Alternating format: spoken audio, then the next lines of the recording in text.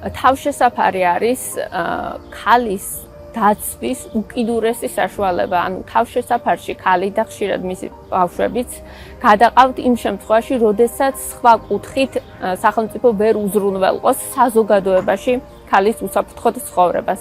ძალიან მნიშვნელოვანია, რომ თავშესაფრები იყოს მსხვერპლის ინტერესებზე მორგებული და უზრუნველყოფდეს გრძელვადიან მხარდაჭერას იმისათვის, რომ შემდეგ ქალმა მოახდინოს საზოგადოებაში დაბრუნება და ინტეგრირება. სამწუხაროდ ამ კუთხით არაერთი გამოწვევა არსებობს და თავშესაფრები დღესდღეობით წარმოადგენს ქალთა დაცვის დროებით ღონისძიებას და არ არსებობს საკმარისი რესურსი იმისათვის, რომ გრძელვადიანი მხარდაჭერა აღმოუჩინოს ძალადობის მსხვერპლ ქალებს, მაგალითად უზრუნველყოს მათი დასაქმება, ეკონომიკური გაძლიერება, გრძელვადიანი ფსიქოლოგიური მხარდაჭერა და საზოგადოებაში ინტეგრირება. ასევე განსაკუთრებული გამოწვევები არსებობს შშმ პირთა მიმართ, რომლებიც ძალადობის მსხვერპლი არიან, თავშესაფრების მომსახურების უზრუნველყოფა, რადგან ისინი საჭიროებენ გონივრულ მისადაგებას, რომელიც ფსიქოსოციალური საჭიროების მქონე პირებთან მიმართებით საკმაოდ პრობლემურია თავშესაფრებში.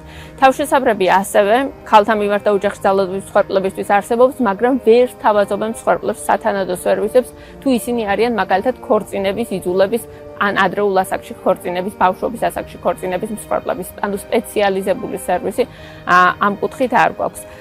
გარდა თავშესაფრისა, რა თქმა უნდა, არსებობს შემაკავებელი და დამცავი ორდერები, რომლებიც გარკვეული პერიოდის მანძილზე გამოიცემა იმისათვის, რომ მოძალადე არ მიუახლოვდეს მსხვერპლს და მსხვერპლმა თავი იგრძნოს დაცულად და რა თქმა უნდა, სისხლის სამართლებრივი მექანიზმები, სისხლის სამართლის კოდექსში არსებობს ოჯახში ძალადობის მუხლი და არაერთი სხვა მუხლი, რომლებიც გამოიყენება იმ შემთხვევაში, როდესაც ქალი განიცდის სხვადასხვა სახის ძალადობას.